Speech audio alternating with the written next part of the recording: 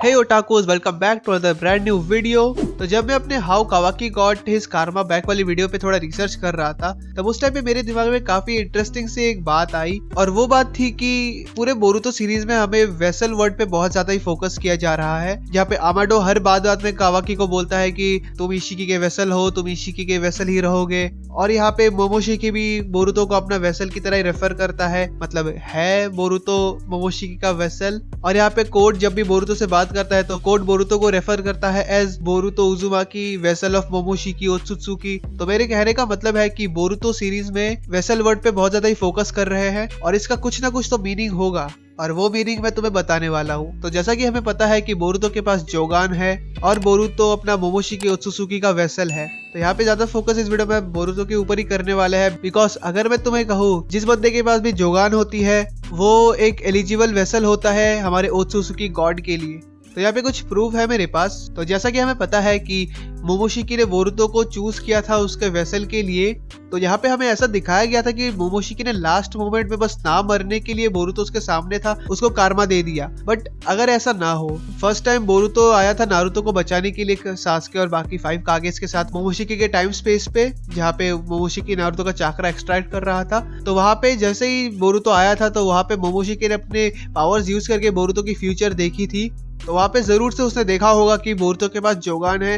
Plus यहाँ पे जब लास्ट रासेंगन मारने जा रहा था बोरुतो मोमोशिकी को, तब भी मोमोशिकी ने देखा था कि बोरुतो के पास जोगान है। तो वहां पे उसने सोचा होगा कि अगर वो वहां पे मरने वाला ही है तो क्यों ना वो बोरुतो को, जिसके पास जोगान है, उसको अपना वेसल बना ले, और ऐसा करने पे वो रिवाइव तो होगा ही, प्लस उसको जोगान भी मिलेगी। तो यहाँ पे उसको जोगान मिलेगी रिवाइव होने के बाद, इसलिए उसने स्पेसिफिकली बोरुतो को ही चूज किया। वरना वहाँ पे नारुतो भी था, सासके भी था, उनको भी वो कारमा दे सकता था। तो अगर तुम यहाँ पे मेरी थ्योरी से एग्री भी करते होगे तो यहाँ पे सबसे बड़ी बात यही पे आती है कि अगर मोमोशिकी रिवाइव भी हो जाए बोरुतो की बॉडी में और उसको जोगान भी मिल जाए, पर बात तो वही है कि वो ओत्सुत्सुकी गॉड का वेसल बन जाएगा, तो ऑब्वियसली ओत्सुत्सुकी गॉड उसकी बॉडी में रिवाइव हो जाएगा। बट ये केस नहीं है। तो यही है इंपॉर्टेंट बात जिसकी वजह से मोमोशिकी ने बोरुतो को स्पेसिफिकली अपना कारमा दिया, क्योंकि जैसा कि हमें पता है कि कारमा देने पे जो भी कारमा एक्सट्रैक्ट होती है उस बंदे पे, फिर जब वो कारमा एक्सट्रैक्शन कंप्लीट हो जाती है उसके बाद वो ओत्सुत्सुकी उस पर्सन की बॉडी में, कारमा वाले पर्सन की बॉडी में रेजरेक्ट होता है, मतलब उसके बॉडी में उसकी बॉडी को वो टेक ओवर कर लेता है बेसिकली। तो यहाँ पे जोगान जिस बंदे के पास भी होती है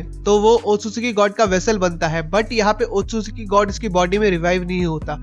इंस्टेड ओत्सुत्सुकी गॉड की जितनी भी पावर्स होती है वो उस बंदे को मिल जाती है। तो ये वैसा केस है जैसे कि अभी कावाकी के पास कारमा है, तो कावाकी अभी इशिकी नहीं बनेगा, फिर उसके पास इशिकी की सारी पावर्स है। सेम यहाँ पे भी हो सकता है। तो ऐसा भी हो सकता है कि जिस ओत्सुत्सुकी के पास जोगान हो तो वही ओत्सुत्सुकी एलिजिबल होता है ओत्सुत्सुकी गॉड का वेसल बनने के लिए और इनहेरिट करता है ओत्सुत्सुकी गॉड्स की सारी पावर्स को। एंड अगर ऐसा हो तो अभी हमारा बोरुतो 80% ओत्सुत्सुकी है, और अगर टाइम स्किप के बाद मोमोशिकी हमारा बोरुतो की बॉडी पे टेक ओवर ना कर पाए और बोरुतो अपना जोगान को फुल्ली मास्टर कर पाए, और अगर मेरी थियरी भी करेक्ट हो तो हमारे बोरुतो को ओत्सुत्सुकी गॉड्स की पावर्स मिल जाएगी। And yes, Boruto will be the most powerful shinobi to ever exist. So ये इतना ही था वीडियो में। आई होप तुम्हें थ्योरी पसंद आई होगी। अगर पसंद आई होगी तो लाइक कर देना, चैनल पे नए हो तो सब्सक्राइब कर देना, and I will see you guys in the next one. Peace out. And yes, ये वीडियो देख लो।